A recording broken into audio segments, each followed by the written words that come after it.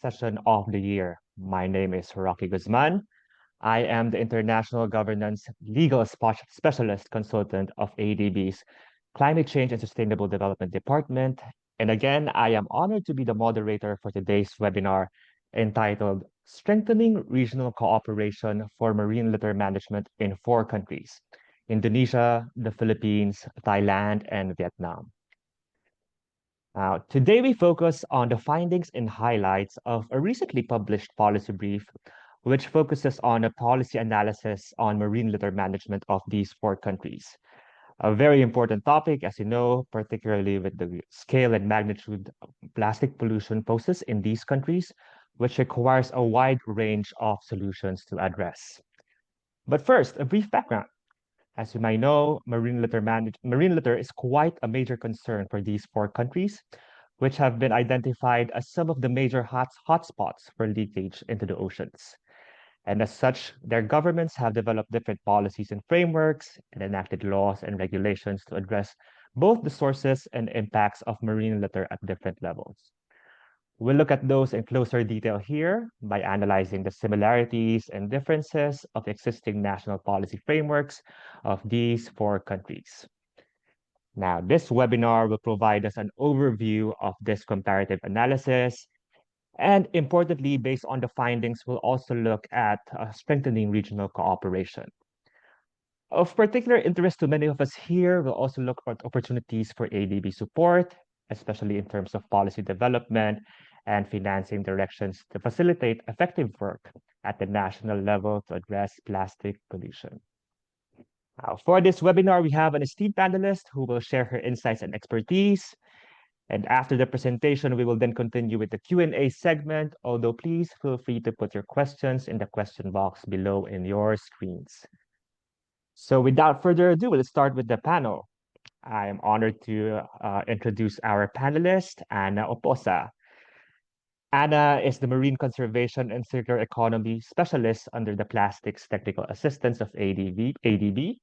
And for over a decade, she has been at the forefront of programs and policy advocacy campaigns, ranging from shark conservation, marine litter, to climate change. Anna has been recognized locally and internationally for her work in environmental conservation. You might have seen her in a few ADB events on plastics and oceans, and we're very happy today to have her in this session as the co-author of the policy brief. Anna, we're very pleased to have you. Thank you so much, and you have the floor, please. Thank you so much, Rocky. It's an honor to be the first speaker of the year, so I hope that I set a good tone for the rest of the year. So again, I'm Anna. I am the Marine Conservation and Circular Economy Specialist of the Plastics team of ADB, and I will be presenting some of the highlights, as Rocky mentioned, of the ADB brief on opportunities to strengthen regional cooperation for marine litter management for four countries: Indonesia, the Philippines, Thailand, and Vietnam. So let's start with the definition of what marine litter is, just so that we are starting in the same page. So marine litter, as defined by the United Nations Environment Program, is any persistent, manufactured, or processed solid material that's been discarded, disposed of, or abandoned in the marine or coastal environment. When we think of marine litter, usually we think of plastics, and plastics is a big part of marine litter. And we'll get more into marine plastics debris in this presentation. So I'll give you a few statistics from the four countries. So first is Indonesia. Indonesia is reported to generate 4.8 million tons of plastic waste annually, and about almost 60% is uncollected. And about 50% of that ends up in waterways and enters the marine environment through two major rivers. Next is the Philippines. We generate 2.7 million tons of waste, and up to 35% enters the marine environment. The remaining 33% is disposed of in open dumps or landfills. And similar to the global study of how much plastic is recycled, the Philippines estimates that 9% of plastics in the Philippines is recycled. In Thailand, 2 million tons of plastic waste were generated over the past decade, so over the last 10 years. And about 11% of the total waste generated is single-use plastic waste. So those are the products we're familiar with, like bags, plastic bags with handles, plastic cups. I was in Bangkok a few months ago, and the street food culture really generates a lot of single-use plastic waste. So that could be one of the contributors. Vietnam is estimated to generate about 2.8 to 3.1 million tons of plastic waste. And there's a study that states that majority of the waste that's found is from food packaging. So there was one study that said 94% of the waste that they counted were from food packaging. But the different governments have recognized that this is a problem and that they have made ambitious commitments to reduce marine litter. And all of these ambitions are supported by policies and projects at the national level. But the good news is that there are also declarations and programs at the regional and global levels. In 2016, the UNEP released this publication called Marine Litter Legislation, a toolkit for policymakers. And in that toolkit, they created recommendations for what a strong or a good marine litter management framework is. So one is that it should adopt legislation that provides an overarching framework for preventing, reducing, and otherwise managing marine litter. So those are three big verbs that have different meanings. So to prevent, to reduce, and to manage marine litter. And second is to establish an interagency mechanism coordinating among the diverse sectors with a role in addressing marine litter. Because marine litter, as you probably have guessed, or as you know, it's a multi-stakeholder concern. So it requires multi-stakeholder solutions. So in November 2024, we published this ADB brief, and it looks at the different policies in these countries. So the objective for writing this paper is first is to identify what are the international and regional policies that are already out there that enable the management of marine litter, because this is not a new topic. So there has been a lot of progress in terms of the policies. And then what are the similarities and differences of the existing national policy frameworks of the four Southeast Asian countries: Indonesia, Philippines, Thailand, and Vietnam? And finally, what are the opportunities for regional cooperation, both in the country level and for ADB also to explore? I won't go in depth on the global frameworks. That's also my invitation to download the paper, so that if you want to read more about these international frameworks, you can read more about them in the paper. But this snapshot of this table just shows that there are already several existing as early as the early 90s. So it deals with like persistent organic pollutants, hazardous waste. But I want to turn your attention to the recent one, which is the Global Plastics Treaty. So the goal is to forge an internationally legally binding instrument to end plastic pollution, which also includes the waste that has ended up in the marine environment, and then address the full cycle of plastics. And that's been a point of debate. And negotiations are still ongoing. It started in 2022, and the fifth one was in November last year, but they didn't come to a conclusion, so they are still ongoing. For the regional frameworks, the ASEAN, the Association of Southeast Asian Nations, already have declarations and frameworks and action plans. And what's good about having these frameworks is that they have recognized that marine litter is a transboundary issue and therefore needs transboundary solutions. So the fact that that's written and that they have agreed to work together is a major step in the right direction for regional cooperation. So when we looked at the different texts to be analyzed for this brief, we looked at Indonesia's Plan of Action on Marine Plastic Debris. And when I was reviewing this, I realized it was ending this year in 2025. And then the Philippine National Plan of Action for the Prevention, Reduction, and Management of Marine Litter, or as we call it, the NPOAML and POAML, which was adopted in 2021. And then the Thailand Roadmap on Plastic Waste Management, which runs from 2018 to 2030. They've broken this into two phases. and then Vietnam's National Action Plan for Management of Marine Plastic Litter by 2030. So when we looked at the different elements, I adopted the framework from a paper analyzing marine protected area legislation. So the components analyzed are one, the foundational elements. So what are the goals? What's the vision? What is the strategy to get to the goal? Then the institutional arrangements. Who is leading this? Who are working together to be able to reach these goals? What's the implementation mechanism? And then monitoring and evaluation. How do they know? How do the countries know that they're on track? What methods are they using to track the indicators that they've set? And finally, legal integration. How are these national frameworks being harmonized in the national setting? So let's start with the foundational elements. This table shows that the four countries have very specific targets. So for Indonesia, it's 70% by this year. For the Philippines, the goal is to achieve zero waste to our waters by 2040.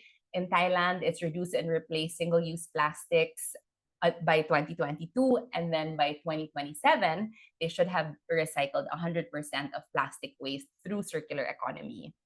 For Vietnam, the goal is to reduce marine plastic litter by 50% this year, and in 5 years to reduce it by 75%. For institutional arrangements, in Indonesia, the lead is the Coordinating Ministry for Maritime Affairs and Investment, and it's supported by the Ministry of Environment and Forestry, or MOEF.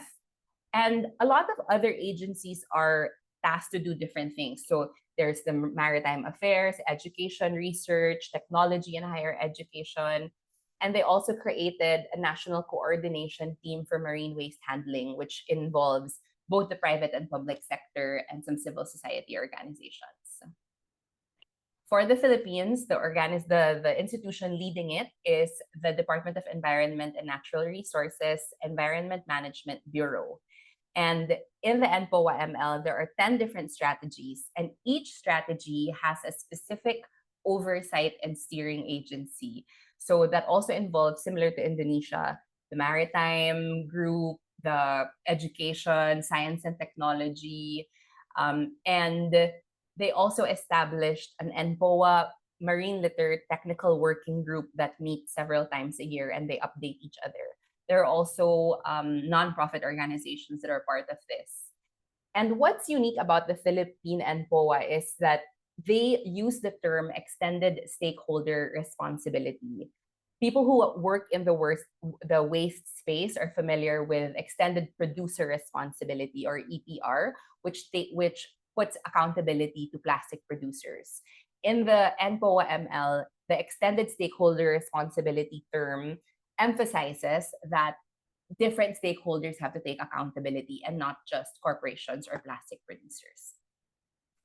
In Thailand, their plastic waste management strategy is being led by the Pollution Control Department. And then there's also the Plastic and Electronic Waste Management Subcommittee. And under that, there are 3 working groups that involve management, campaign and public relations, and development of plastic waste utilization. For Vietnam, it's under the Ministry of Natural Resources and Environment. And then similar to the other 3 countries, other government agencies are involved.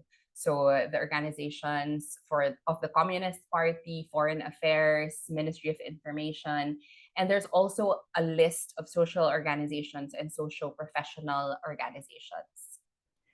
For monitoring and evaluation, in Indonesia's plan, there wasn't a specific component on monitoring and evaluation, but in recent forums and conferences, the government always presents how they have been tracking their reduction formula. So what are they using? How are they measuring it? So they are measuring it. It's just not articulated in the plan. In the Philippine NPOA-ML, there's a specific line that says they will establish a robust monitoring, evaluation, and reporting and verification system. For Thailand, there's a roadmap and there's phase 2. And in phase 2, they state the monitoring and evaluation and review of the roadmap and action plan. Vietnam's plan has an annual monitoring plan, and every 5 years, they look at specific bodies of water to measure how much waste is still there. And then they inspect and monitor the level of enforcement for regulation. And finally, for the fourth component, it's the legal integration. So, what are the existing legal frameworks that complement the national policies? So, for Indonesia, they have a Solid Waste Management Act that was passed in 2008, and they have other decrees that reinforce the three R's, so reduce, reuse, recycle. And then they came out with regulations for extended producer responsibility, or EPR. These regulations set targets, but they don't have fines or penalties for non-compliance. So there are no sanctions. For the Philippines, the overarching law is the Ecological Solid Waste Management Act, which was passed in 2000, so 25 years this year. And it was amended in 2022 with the EPR Act. And this EPR Act is very ambitious. It starts with a plastic reduction target of large enterprises, so the multinationals or the large national corporations. It starts at 20%, and by 2028, these companies should have reduced their plastic footprint by 80%. In Thailand, there's no national law on solid waste management, but there are a lot of other laws that cover national and municipal waste management and industrial waste practices. So it's under like the health law, it's under other waste related practices. And then last year, they had a draft for Sustainable Packaging Management Act. In Vietnam, they have a law on environmental protection, that was adopted in 1993 and amended in 2020 to integrate the action plan. And then that same amendment has a directive to transition to a circular economy and then institutionalize EPR. There are also complementary decrees on waste management and waste scraps. So looking at all four, what are the similarities and what are the differences? So in terms of the thematic priorities and strategies, all the policy frameworks, as you've seen, have very specific waste reduction targets and timelines. And they highlight the importance of having good research, of having baseline data, behavior change, and of course, policy support. One key difference is that Thailand's plan focuses on plastic waste on land, while the three others focus on marine litter. But these are very closely related because a lot of the waste that is generated on land ends up in marine environments. So for legal integration and alignment, all four tick the boxes of what UNEP has prescribed or has recommended, which is to have legal integration and interagency coordination. And what's good about how these policies were formulated is that they can be the basis of additional policies. So there are foundations for, if a country wants to pass like a single-use plastics policy, a law, or how to recycle or how to integrate other stakeholders in the waste management space. When it comes to institutional arrangements, all policy frameworks are government-led and they involve other agencies, which is one of the recommendations also because, as I said earlier, marine litter is a multi-stakeholder concern. And each country has additional stakeholders that are unique to their context. For finance mechanisms, Indonesia and the Philippines specifically said that they need financing. But of course, this doesn't mean that Thailand and Vietnam don't. In fact, all four countries have allocated financial resources from national budgets, but they also have partners like ADB and other corporations and donors to support their marine litter reduction and management plans. One emerging trend is that all of these policy frameworks were developed in 2017, 2018, and a lot has happened. Like I feel like the waste space has moved very quickly. And now a lot of the discussions are centered around circular economy and extended producer responsibility and the Global Plastics Treaty, which we weren't really talking about 10 years ago. So this is quite exciting. And what's good also about these four policies is that there is a collective call for regional cooperation and support. So that is now the segue for the title of the presentation, which is what are the opportunities for regional cooperation? So, on a national level, one can be aligning national policy frameworks and national plans with the upcoming Global Plastics Treaty. The other multilateral agreements, like for climate change, biodiversity, wildlife trade, it always requires an implementation plan on a national scale. So the GPT will most likely have that. So then this is an opportunity to update or create new ones that will align with whatever is in the GPT. And then it's also an opportunity to integrate principles of justice, gender equality, diversity, and human rights and inclusion. How do we integrate informal waste workers? How do we make sure that persons with disabilities are considered, are seen, are valid, are considered, and how do we make sure women and children and other minority groups are included when we develop these policies? For regional cooperation, one exciting opportunity is to study the movements of marine litter across the region. And not just that, how do we also build capacity to interpret the data? Like, what can we do? What are the implications of this? Many years ago, I was on a coastal cleanup in an uninhabited island in Jakarta. And we saw products that are truly Filipino. If you're in the Philippines, you are familiar with Pau liniment and Green Cross alcohol. And those are what we saw in that uninhabited island. So definitely there is movement from the among the different countries. So it will be exciting to learn how this affects and what the implications are. There's also an opportunity to harmonize standards for a circular plastics economy. The ASEAN has different regulations already that are harmonized, like for cosmetics. There's also one on there's a framework for circular economy, but something we can think about some more would be what are the standards for plastic recycling? How do we phase out harmful additives in plastics? And another exciting topic is eco labeling. How do we know, like, do we come up with standardized definitions for certain terms and green procurement guidelines? Another exciting opportunity is to be a collective voice at the GPT. So in other multilateral frameworks, the ASEAN, sometimes they vote as a bloc or they have statements as a bloc. And with the different similarities and experiences of the four countries, then they could be poised to have a leadership role in the upcoming GPT negotiations.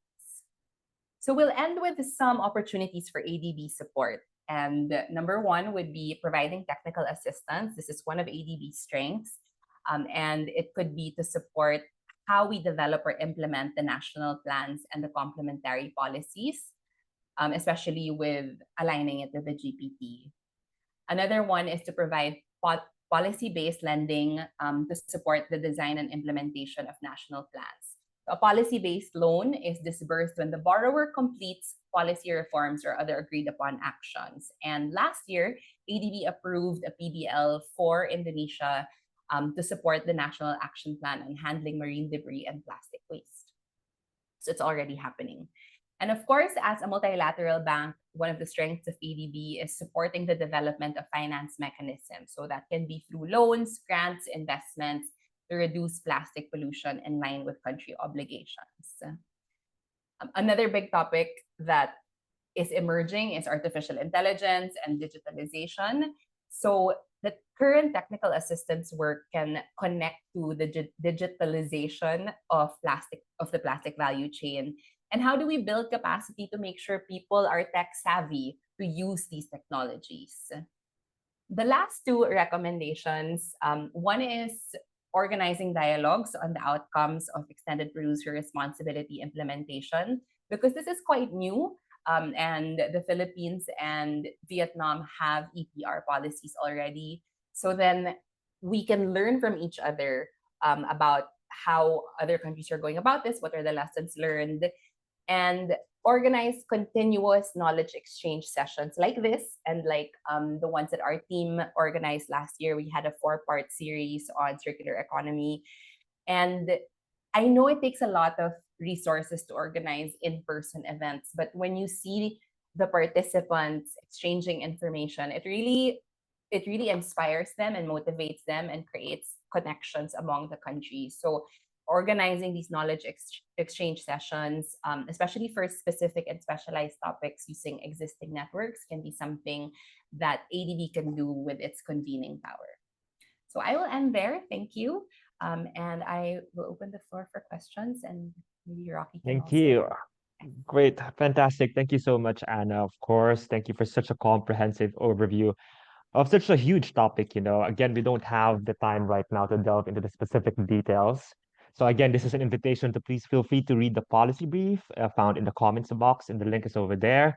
But really, thank you for such an insightful presentation, Anna. I particularly like the point on like what would be the components of a good marine litter management framework. And I'm happy to see that a lot of countries, and most countries, all of them actually have hit the boxes on what a good marine litter management framework looks like. Now, before I go to the questions, I just want to highlight a few of the things that you said, Anna. For the national laws, overarching frameworks, for instance, there are so many big words sometimes, like big goals for all the four countries. But I'm really keen to know, and we can discuss more later on how this is actually implemented. You've Mm, mentioned interagency mechanisms, you've entered financing considerations that they're looking at. So how to make it better based on the gaps that we might see from this analysis. So we'll look at that later.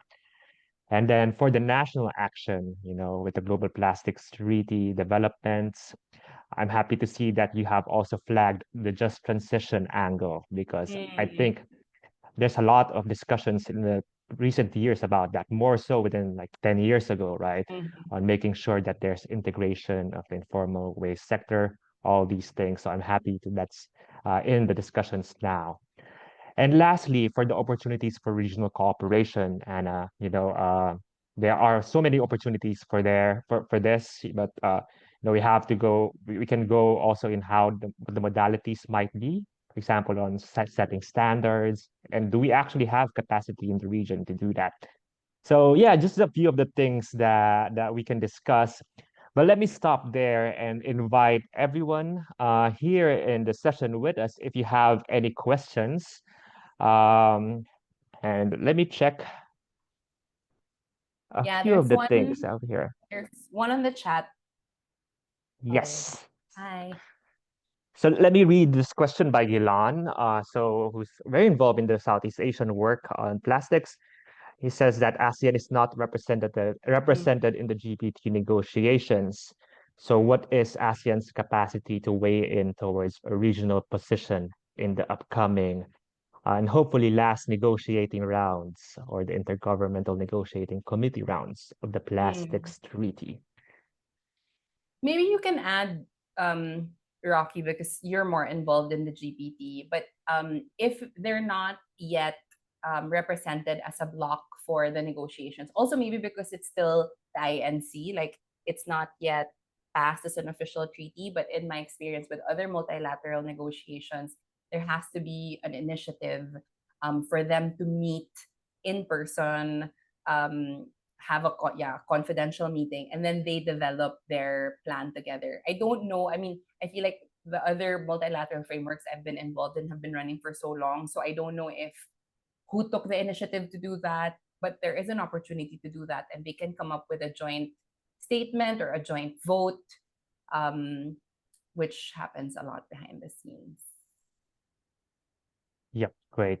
And just to add there, there's certainly a possibility for a joint position, but being at the GPT negotiations themselves, it's unlikely for Southeast Asian countries because there's Mm, such a huge difference of positions mm. in key issues within the Global Plastics Treaty. So just to add to that as well.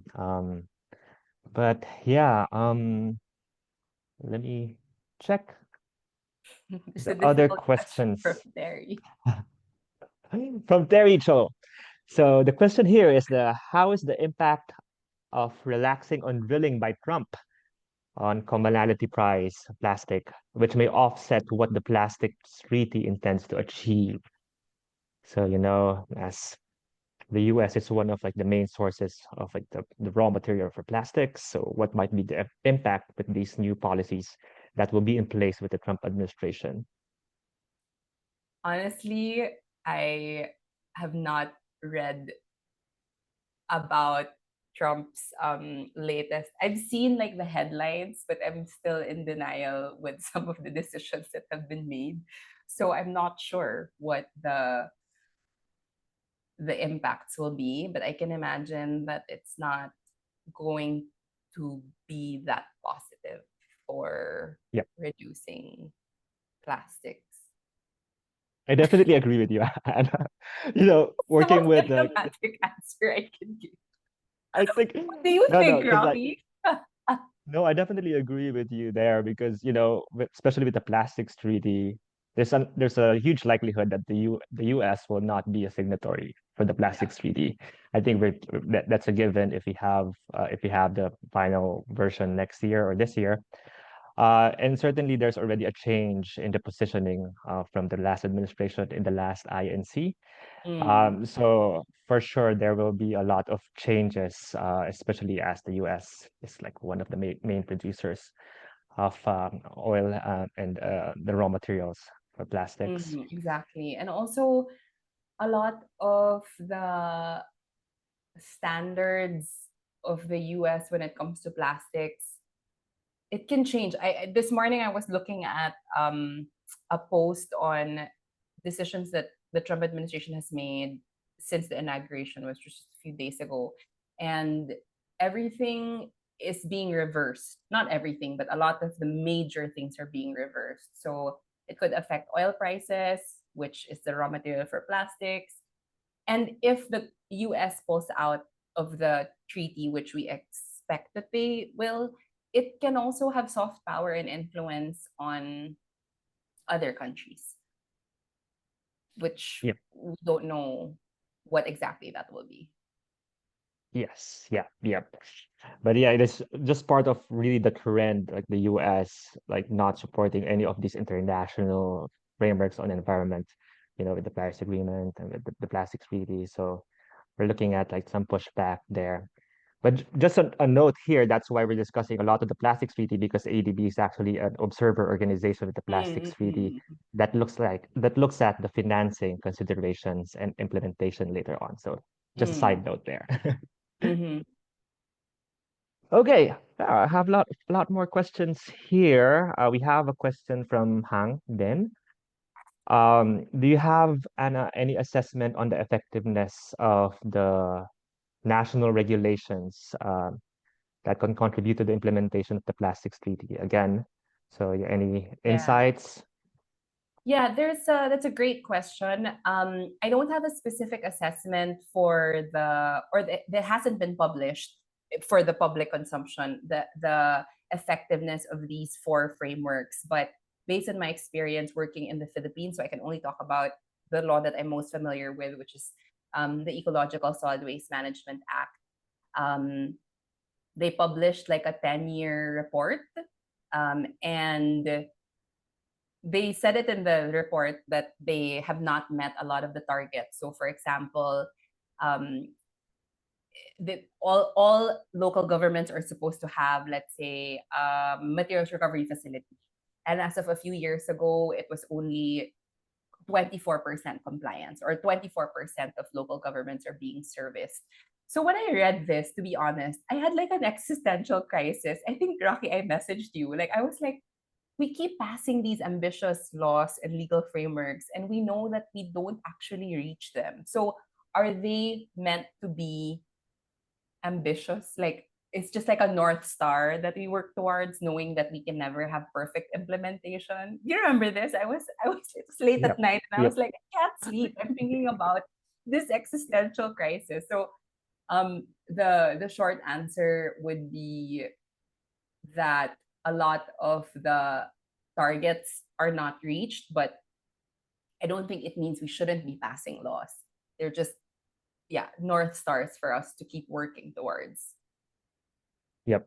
That's a frustration actually, Anna, that I definitely share in our late night talks on this on this topic, because laws are there definitely to be followed. They're not just a North Mm, Star. So you have, I mean, there can be carrots. If people can do that, we can give them like incentives. But also have like a coercive power that they can provide sanctions for Mm. violators of these laws. So they're not really supposed to be just like a North Star or policy guidelines.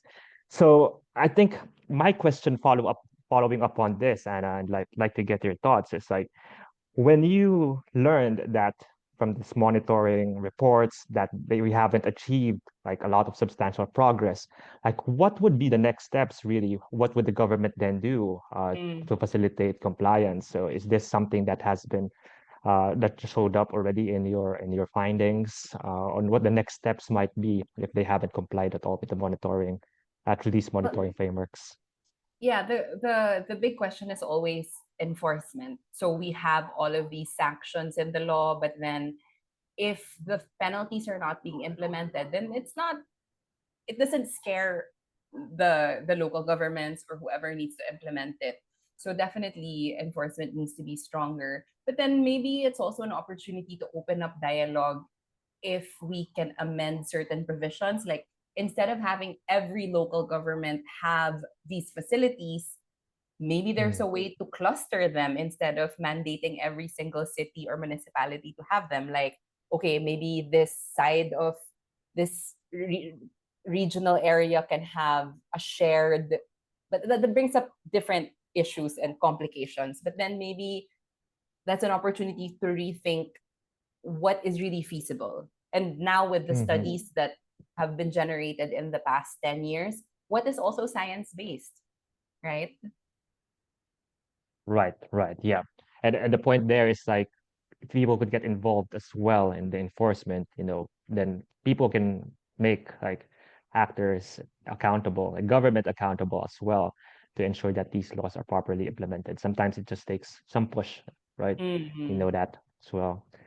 Okay, great. Thanks, Anna.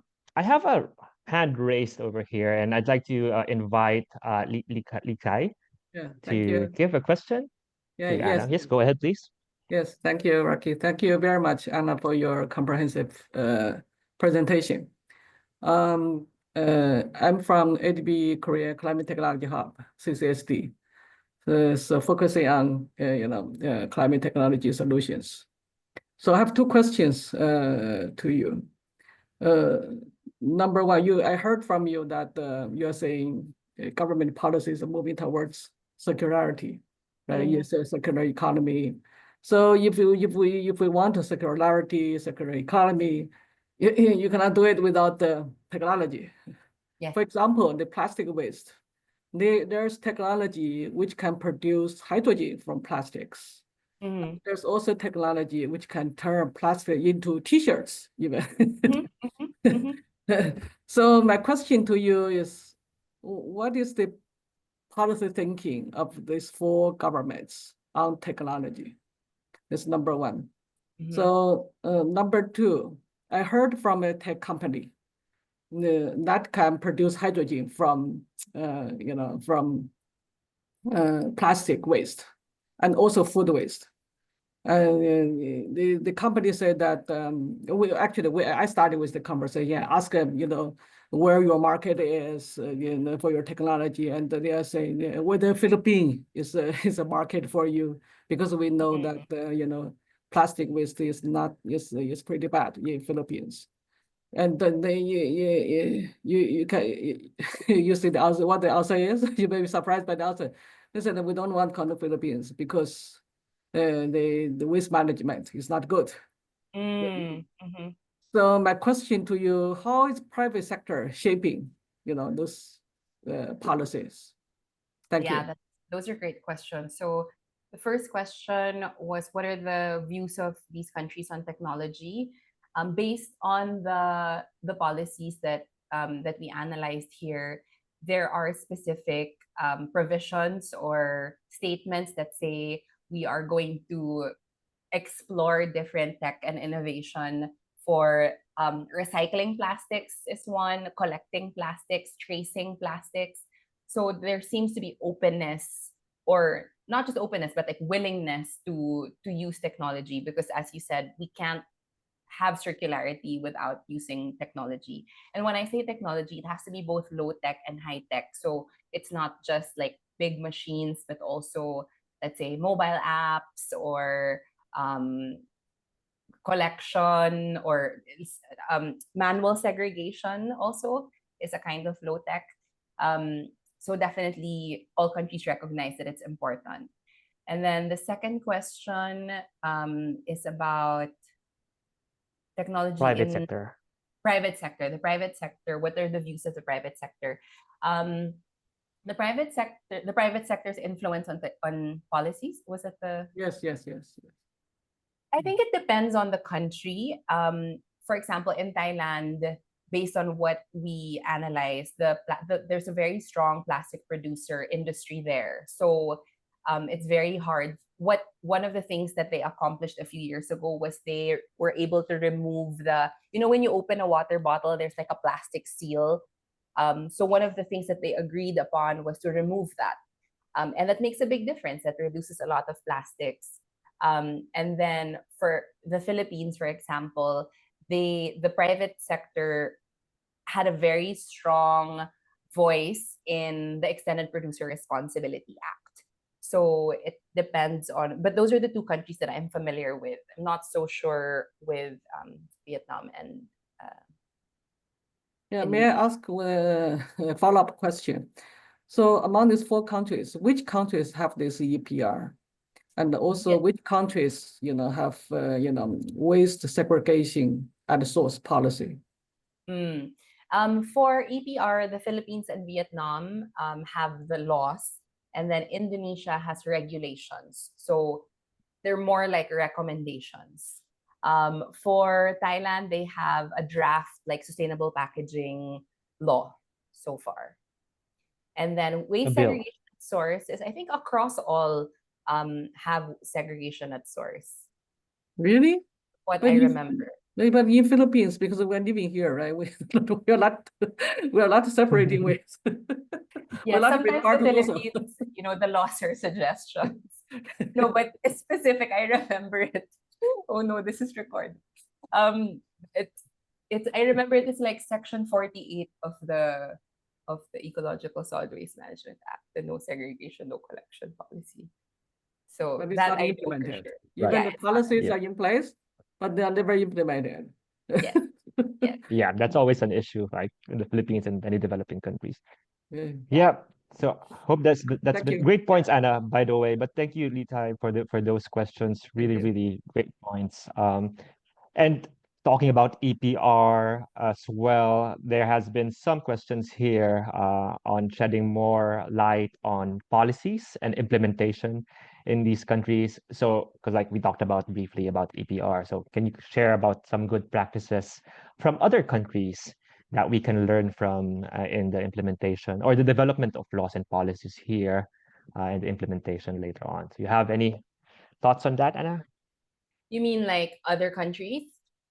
Yes, from Norio Saito. Yeah. From I feel like I've read some by like the EU. What I like about the other EPR policies is that it covers other types of waste. So, for example, e-waste, electronic waste. I feel like a lot of the EPR policies are focusing on plastics or recyclables, but then what about e-waste, which is also a big medical waste. There are other types of hazardous waste. How is that being considered, or is it being considered? So something along those lines. And then what are the realistic targets for companies to really achieve in the next, let's say, 10 years? Right. So like the overarching, like the range of issues that could be covered, as well as the targets being ambitious, as many of these countries are, but also making sure that there are steps that are actually leading to that Yeah, direction exactly. and are achievable. Yeah, good points. Good points.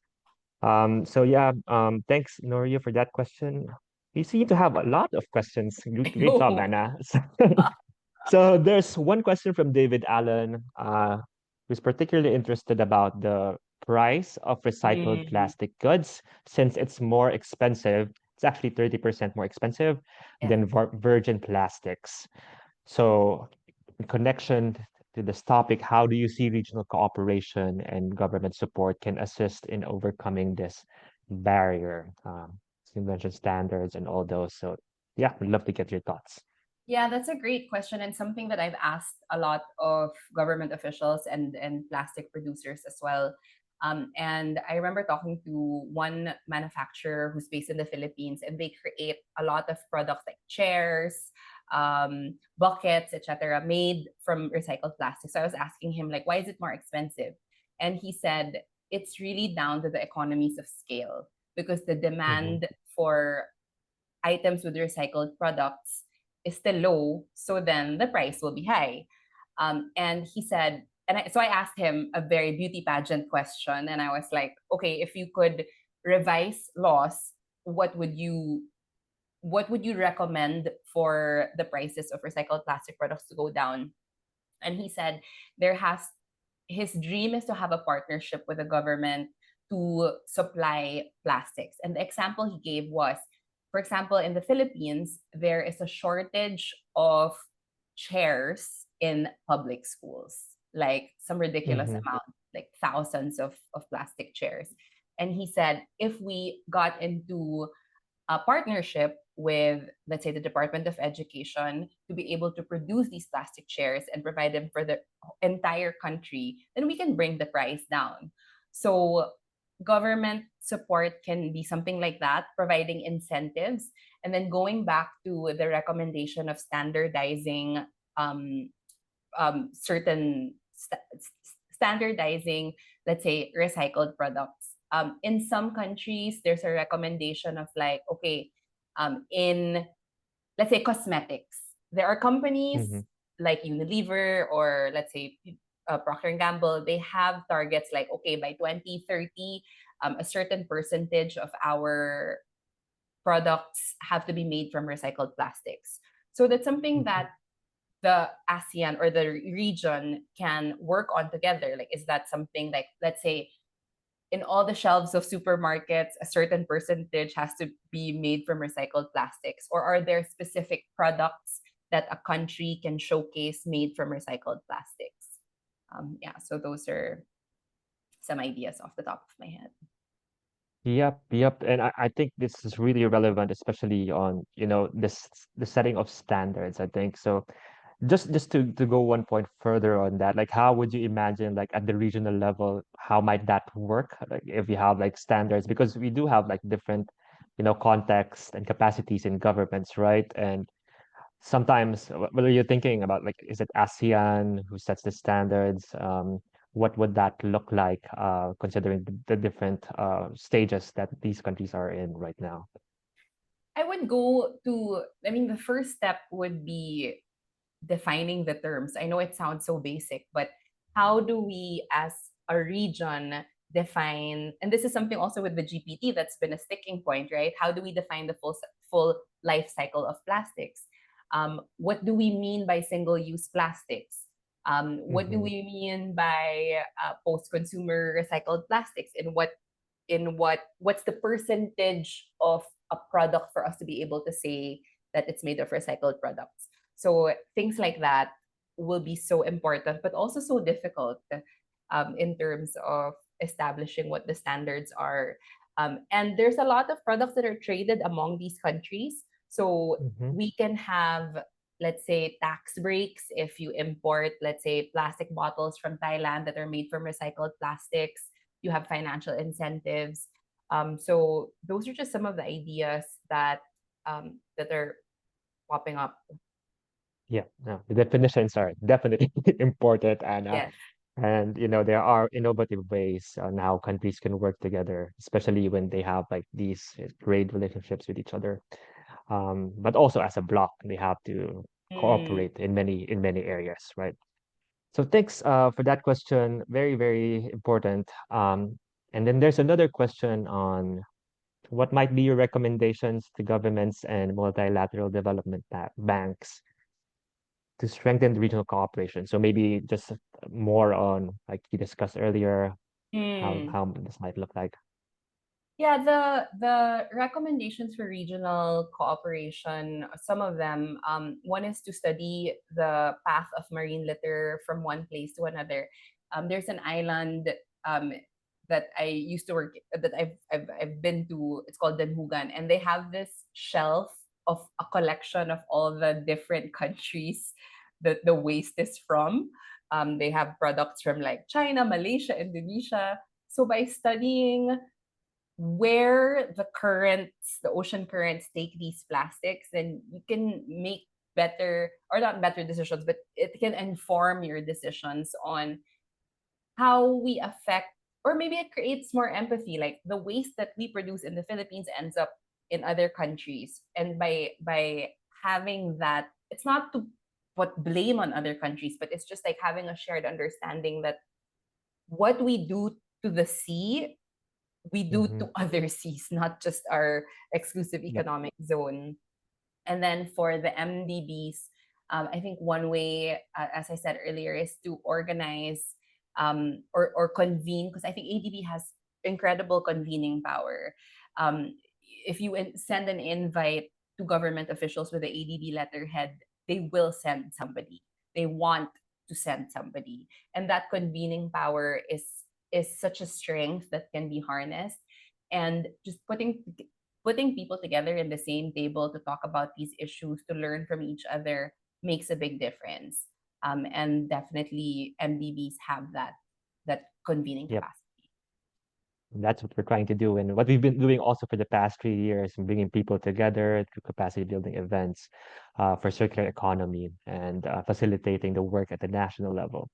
So yeah, thanks, Anna. A few questions, Anna. There's an interesting question here in the context of the plastics treaty again, but let me reframe the question like, how might the private sector react to like control measures, for instance, of these government policies that would presumably be aligned with the plastics treaty later on? But even then, like on standalone policies, like what can you say are like the sticking points for private sector and what might be Mm. doable in terms of like compliance?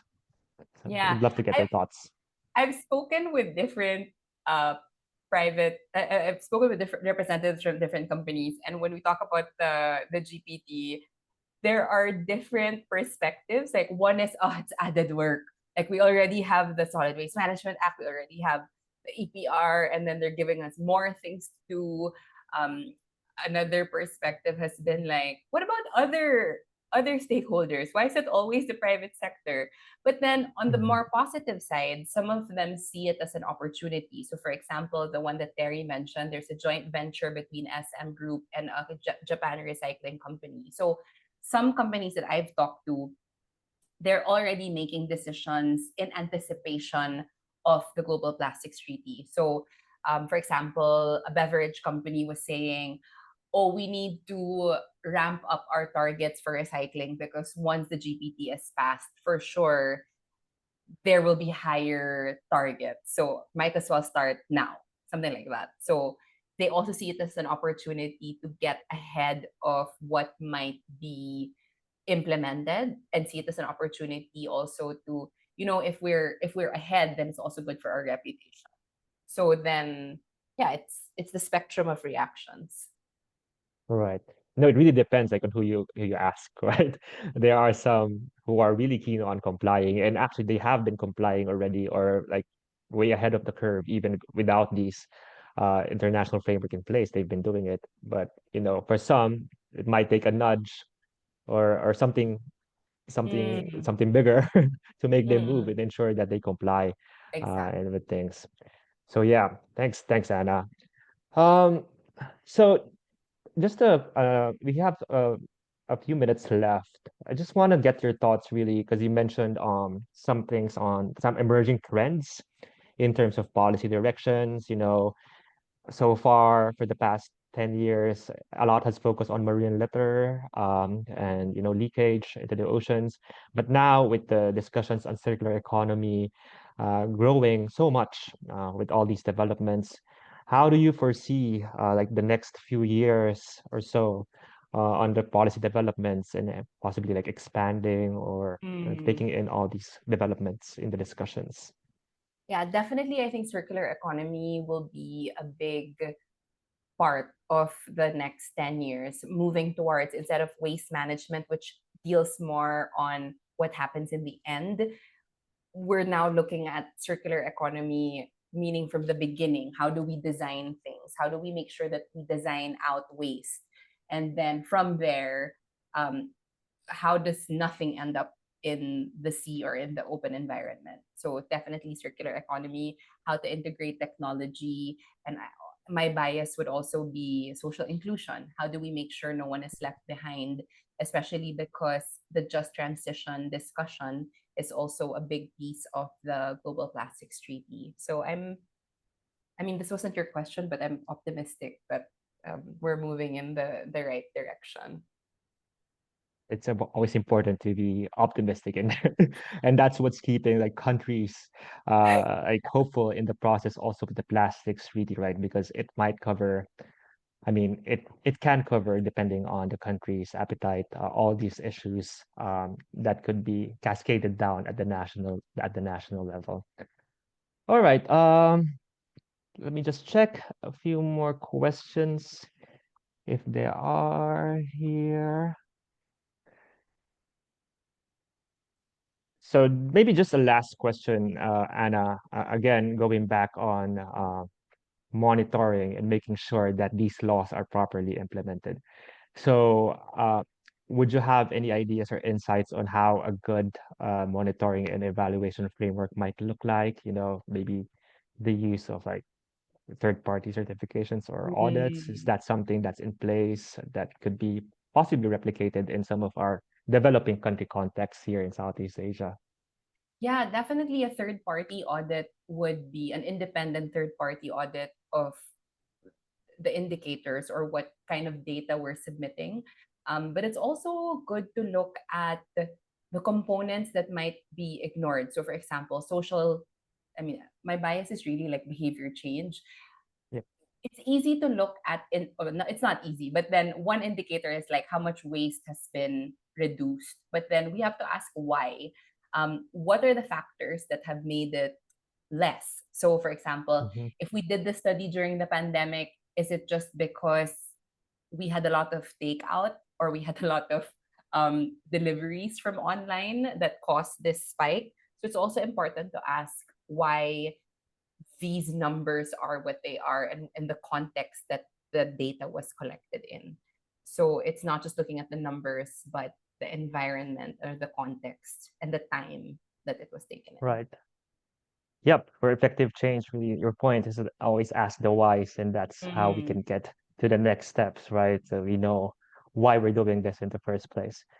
All right, we don't have much time left, but just give me, Anna, one sentence key takeaway for all the participants to remember from this webinar.